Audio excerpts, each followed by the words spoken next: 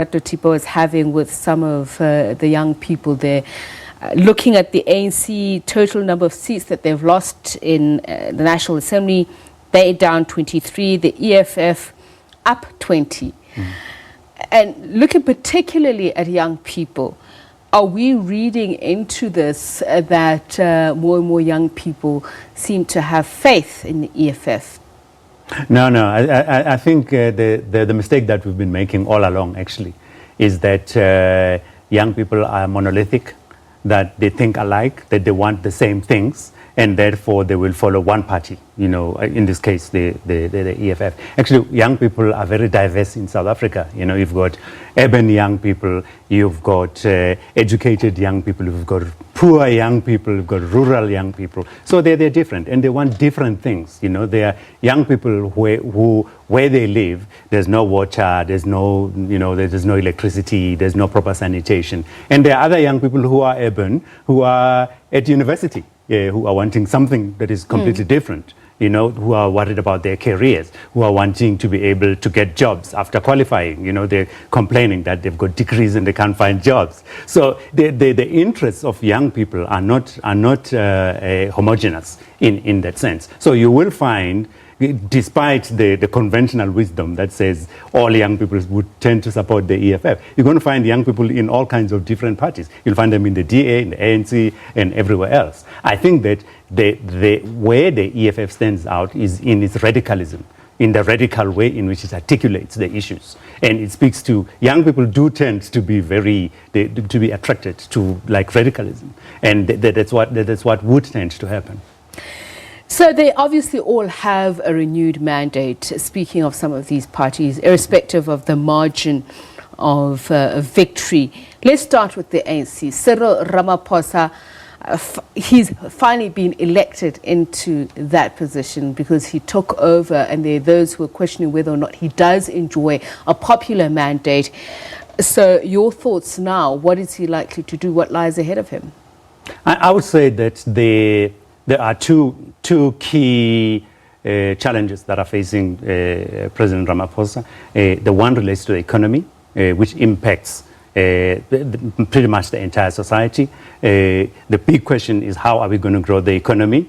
Because if it doesn't grow, it cannot fulfill all the other aspirations that we have, as a country. So how do we grow the economy? But critically, together with that, is how do we begin to eliminate poverty?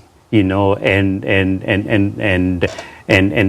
the income inequalities in the country. 25 years after 1994, almost 60% of black families are living below the breadline. That is a crisis, in any language. So the issue is, how do we grow the economy, and how do we make sure that we close everyone talks about South Africa being one of the most unequal societies. We have to address that. It's a big thing. It is the substance that is feeding and promoting the general discontent in our society, so that young people seeing themselves shut out of the economy, essentially, and with no hope, they will increasingly be attracted to a more radical position. Essentially, we're putting them in a position where they have got nothing to lose. And that is not what you want. When you've got young people who have nothing to lose, they are going to play outside of the normal rules, because the normal rules don't work for them. Mike, what I found very interesting is going into these elections, there seemed to be a message that was being driven home that investors are looking forward to, or in fact would be assured by a Ramaphosa win. Some were even suggesting that the rand was performing at the level it was because of anticipating a Cyril Ramaphosa win. So does that mean that we're likely to see more investment, that investment drive to get those billions of rands into the markets, into the economy, will then now be successful? Yeah, I think that even before the election, Cyril Ramaphosa has had a rapport going with the investment community. That's why he had that investor conference, that where people were willing to come. I don't think people would have been willing to come if it had been a different president, like the previous president that we had. But the people, for the mere fact that people did come to engage, even though not all of them committed at the time, it means that there is an open channel that exists now between the South African government and investors. And I think that now with Cyril Ramaphosa having got a fresh mandate, he is in a position to start then to push through his How soon his can he economic start? And can he be more bolder with the promises that he's made? Because there's some of the criticism has been, for instance, the number of jobs that he's projected that the ANC government will be able to deliver are very conservative. If you look at the exponential population growth, can he be now more bolder? And how soon can he start getting to work? Sabi, so the thing that we need in South Africa, because we tend to reduce the issues to the individual. The biggest problem that we're facing in South Africa today in relation to the economy is that we do not have a consensus. We do not have a national compact as to what to do with the economy. And one of the challenges that that President Ramaphosa is going to face is to build and knit together a national consensus about what to do with the economy. For example, the issues of the minimum wage. A lot of people accept it, some people don't accept it. Employers say they want to be able to hire and fire, at will. But why should they be able to do that? Some people say, in a more humane and egalitarian society, you cannot have that. That you've got to follow procedure. So there needs to be a consensus as to what kind of economy. What kind of society do we want to have? If you're in the economy and you look at the number of companies where employees have got shares and a say, it's minuscule, and we have to ask, why are employers resistant to that? And why do they want workers to blindly commit to those companies without having anything that they have to show for it? For him, closer to home, people will be looking at him to fulfill a promise that of reducing the government wage bill by chopping the number of people on his cabinet. So some heads could be on the block. How soon is he likely to do that? The next 2 months, perhaps? I think that he is going to have to do that, but he's going to have to move very carefully. I don't think you're going to see a radical kind of wielding of the axe, where he just cuts off. I think if you look at the style and history of Cyril Ramaphosa, he does not act precipitatively.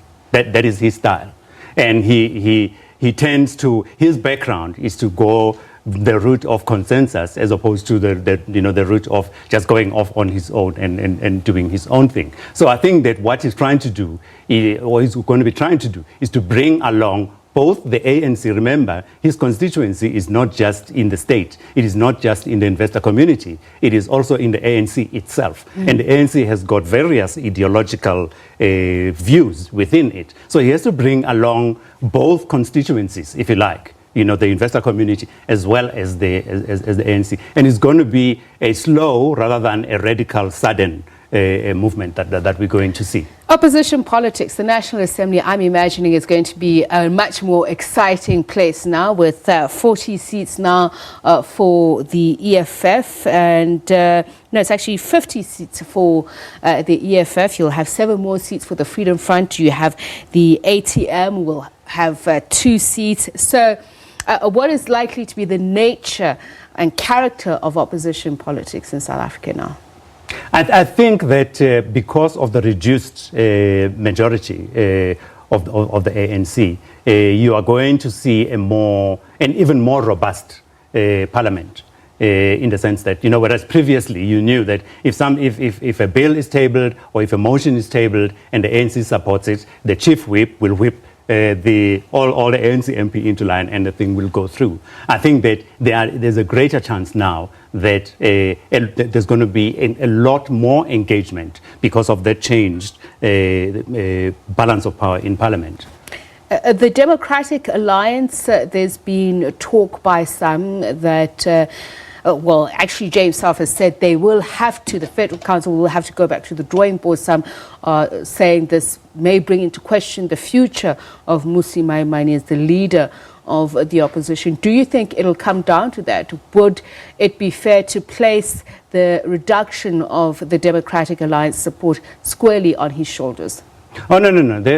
The problems of the DA, Mmusi Maimane is not the problem of the DA. The chief problem of the DA is that it does not know where it wants to go. It is a party that's sitting at a crossroads, right? It wants to grow. The only way it can grow is to attract more black voters. But to attract more black voters, you have to talk a language that will appeal to more black voters. That speaks to the challenges. Yes. And their aspirations. On the other hand, it has got a traditional base which is predominantly white and colored to some extent, which has got a particular background.